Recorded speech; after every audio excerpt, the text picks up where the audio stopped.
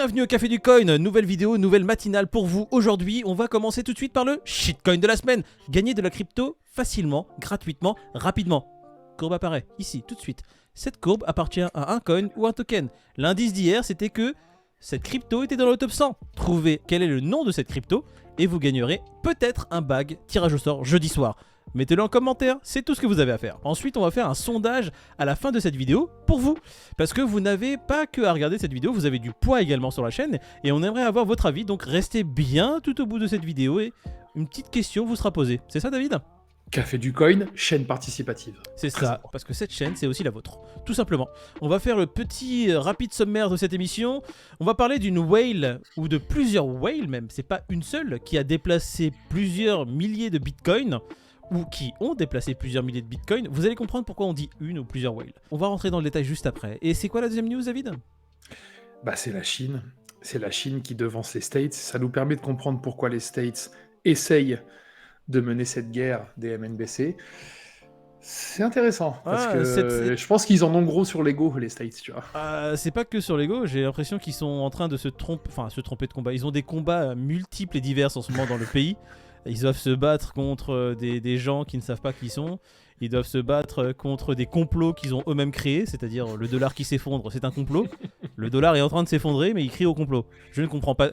Bref, et la Chine, qui, on le savait maintenant depuis plusieurs mois, parce qu'on parle des MNBC sur cette chaîne Café du Coin depuis maintenant très longtemps, on parle des MNBC et on est en train de mettre un holà en fait, d'essayer de prévenir les gens comme quoi c'est très dangereux ce qui est en train d'arriver. Enfin, pour moi, à mon sens, les MNBC sont un danger pour l'être humain. Ça a l'air fou quand je dis être humain, mais c'est un danger pour la liberté de l'être humain. Enfin, c'est ça que j'ai envie de mettre en avant. Il y a un moyen mémotechnique grâce à toi, hein. C'est le fameux McDo, c'est le fameux indice social, tu vois. Et en gros, MNBC, en fait, sur le papier, c'est bien, tu vois, tout est numérisé, mais je pense que c'est inévitable. À un moment donné, bah, tu vas être contrôlé, et ce que tu achètes, ce que tu fais, bah, sera contrôlé. Et en gros, non, ce mois-ci, t'as fait trop de dépenses sur tel truc, ça y est. En fait, les amis, aujourd'hui, ça paraît gros, mais il y a des trucs aujourd'hui qu'on accepte qui paraissaient gros il y a 20 ans, tu vois ce que je veux dire ? Et on se disait, non, jamais de la vie. On va prendre un exemple très simple. Je dis pas qu'on est dans Black Mirror ou quoi que ce soit. Non, mais si, on va parler de Black Mirror. On a plein de choses qu'on a vues dans Black Mirror, et si vous connaissez pas cette série, c'est une série qui est sur Netflix, qui dépeint des dystopies complètes, c'est-à-dire des scénarios catastrophes qui sont arrivés à l'être humain.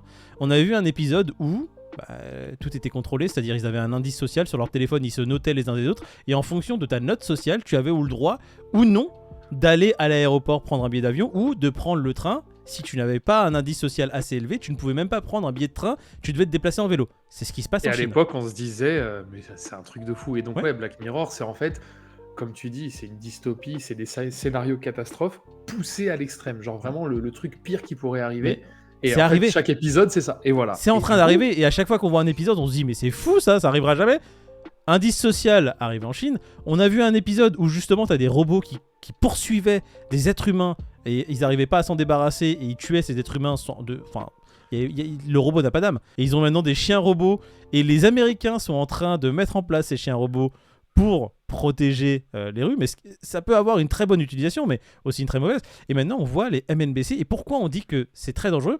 Il faut savoir que c'est pas juste une monnaie numérique où tu vas recevoir un virement dans ton compte bancaire numérique que tu as déjà de la part du gouvernement, et puis tu pourras dépenser ça comme tu veux. Ce qui est très dangereux, c'est que c'est une entité centrale qui a la main sur ces monnaies numériques. Donc vous allez me dire, mais quelle est la différence avec une banque ? Aujourd'hui, la banque, elle a la main sur mes lignes de compte, en fait. Si ils veulent bloquer mon compte du jour au lendemain et j'ai plus accès à mon compte et à mon argent, je peux déjà le vivre, oui, mais ils ne sont pas programmables. Voilà, mais en définitive, tu peux encore aujourd'hui acheter plus ou moins ce que tu veux, tu vois. Oui, non, mais justement, j'arrive. Ils ne sont pas programmables. Le gouvernement pourrait programmer ces monnaies numériques, par exemple, pour leur donner une date limite de validité. C'est-à-dire que tu reçois ton salaire ou tu reçois des MNBC sur ton compte, tu en reçois 1000, je sais pas, ton salaire il est 2000, tu reçois ces 2000, le gouvernement pourrait décider que sur ces 2000, t'en as 1000 qui sont voués à périmer dans 30 jours. Donc quoi qu'il arrive, tu dois les dépenser, t'as pas le choix. Il pourrait dire que, comme tu le dis David, t'as acheté trop de McDo. Ce que tu viens de dire là, pour moi c'est tellement... En fait, c'est horrible, mais je me dis que c'est presque logique qu'ils mettent ça en place à un moment donné. C'est affreux, hein. Ouais. Mais en gros... Alors, t'as un solde de 1000 €, t'as 30 jours pour consommer. En gros, c'est ça, tu vois. Je trouve ça tout aussi horrible que possible, tu vois. Et c'est ça qui est fou. Les gens pourraient dire, mais on est en démocratie. C'est pas, j'allais dire, c'est pas un pays complètement tyrannique avec un dictateur à sa tête. Écoutez, on vit peut-être en démocratie, on est en proie à des changements assez majeurs dans les années à venir. On ne sait pas ce que demain va être, en fait, quelles vont être les règles de demain et sous quel régime on va devoir vivre. Donc, mettre en place cette porte dérobée pour qu'une entité centrale puisse avoir ce genre de pouvoir, je trouve ça très dangereux et je ne vois pas l'intérêt de le mettre en place. Pour rebondir sur ce que tu disais, les États-Unis, en fait, on dit souvent à notre commu, à nos viewers, on peut pas être partout, etc. En fait, les États-Unis, c'est exactement ce qui leur arrive. Ils veulent tellement être sur tous les fronts qu'ils ont oublié certains fondamentaux, tu vois. Et là, ils sont en train de se rendre compte que la Chine a plusieurs longueurs d'avance, et je pense que ça les embête profondément, tu vois. Donc, c'est pour ça qu'on voit tous ces trucs sur les stablecoins, sur la mise en place d'une monnaie numérique aux États-Unis, sauf que la Chine, ça fait peut-être 5 ou 10 ans qu'ils bossent là-dessus, tu vois. Donc, c'est ça. Ils doivent avoir le seum, Là, les fonctionnaires chinois sont déjà payés en MNBC. Donc maintenant, j'aimerais savoir ce que les gens en pensent aussi. Tiens, ce serait pas mal de leur demander ce que eux pensent de ça. Est-ce que vous pensez qu'on exagère? Est-ce que vous pensez qu'on force le trait? Est-ce que vous pensez que ça peut nous arriver à nous, en Europe, ou en Occident? Ce serait intéressant de le savoir. En fait, j'ai pas envie de me dire que ça peut nous arriver. Je préférerais avoir des scénarios un peu plus sympas, comme les scénarios que je vois avec des gens qui apparemment, soit ont retrouvé d'anciens wallets vieux de 10 ans et ils se disent « Oh, génial ! Mais j'avais 1000 BTC, oh, je ne savais pas. » Big up à ta question lors du talk show. Lors du talk show que je vous invite à regarder, les amis. Le talk show qui est juste là. Voilà, où 50 Cent en 2014 a dit « Si vous voulez acheter mon album en Bitcoin, vous pouvez. » Il a totalement oublié. Et aujourd'hui, ça lui fait... ça faisait 400 000 $ en 2014. Ouais. Voilà. Donc aujourd'hui, comment te dire, s'il l'a oublié... c'est un petit pécule pour ses enfants. Ça sera très bien. Il s'est réveillé, il s'est dit la crypto, j'avais dit que c'était nul. Mais c'est génial en fait, les gars, j'ai oublié, les gars, c'est tout. C'est très très bien la crypto. Dès qu'il y a un peu d'argent à se faire, les gens aiment beaucoup ce domaine-là. C'est ça. On voit l'émergence, David, de plusieurs wallets. Plusieurs. C'est très intéressant de le remarquer parce que on a eu plusieurs fois des réveils d'anciens wallets, comme ils appellent les wallets primaires, les premiers qui ont été créés. On a eu des réveils qui ont été faits il y a plusieurs années, mais là, c'est plusieurs dans un temps très raccourci. C'est-à-dire qu'en l'espace de 3 mois, j'ai l'impression, il y en a 4 ou 5 de plus de 1000 bitcoins qui sont réveillés, comme ça. Ils n'ont pas vendu le bitcoin, attention, hein. C'est juste que ça faisait 10 ans, voire plus, que ça ne bougeait pas. Et là, ça a été envoyé du wallet A au wallet B. Ça n'a pas été vendu, mais le simple mouvement, après 10 ans de sommeil, c'est très étrange. Moi, j'aime pas. Moi, ça me plaît pas. Tu vois, quoi qu'il fasse avec, ça me plaît pas. T'as pas à toucher à tes bitcoins. Pourquoi tu touches à tes bitcoins? Qu'est-ce que tu veux faire avec? Comment ça se fait que... Alors, c'est peut-être une très fortuite coïncidence qui vient de nulle part. Et, écoute, il y en a 4 comme ça qui se sont dit, tiens, chacun nos wallets, on les a retrouvés. Lui, cool. Il a fait ça, je vais le faire aussi. Tiens, lui, voilà. Alors, il y a plusieurs théories. Il y a une personne qui a dit que c'est peut-être d'anciens wallets de Silk Road, donc un site qui vendait de la farine et des bonbons pour enfants. Et... des dragibus donc, qui vendaient d'une semaine. Exactement. Ils t'envoyaient sur la lune cette semaine.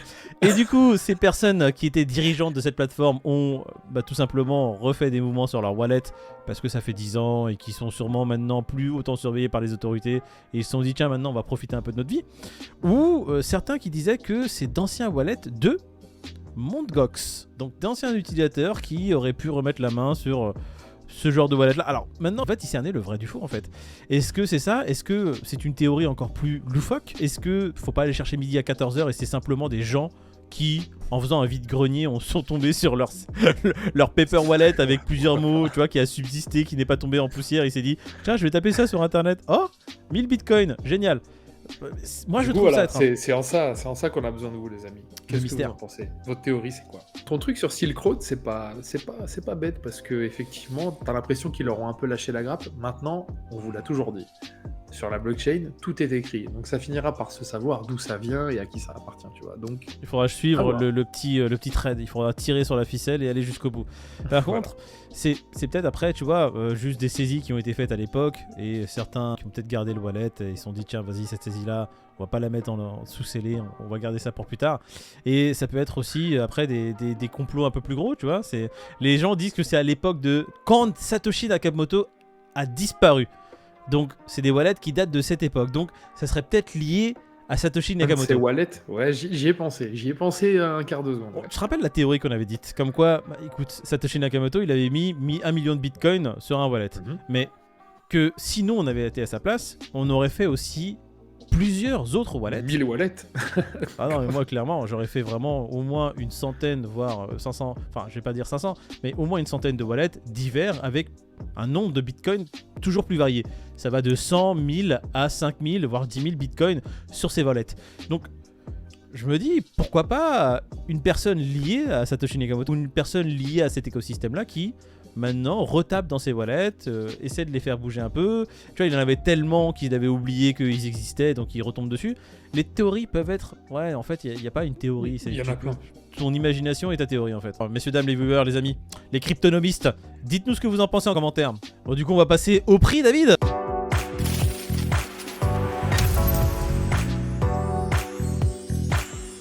Le marché est dans le vert, même s'il était dans le rouge hier, donc c'est pas terrible non plus. Bitcoin, 27 651 $. L'Ethereum... C'est très bien. C'est très bien pour toi ? C'est très bien. Bah, c'est très bien dans le sens où hier, on avait un peu peur qu'il passe sous les 27, tu vois. Là, il reprend un peu de souffle, écoute, c'est bien. Et là ça va se taper. C'est pas mauvais, hein. Entre 27 et 29, ça va se battre. Là, je vois que ça peut durer longtemps, hein, les amis. Ouais. Soyez pas sûrs. Le Fear and Trish, on avait donné un chiffre hier ? Non, et je l'ai pas regardé aujourd'hui. Ah, bah moi je l'ai regardé.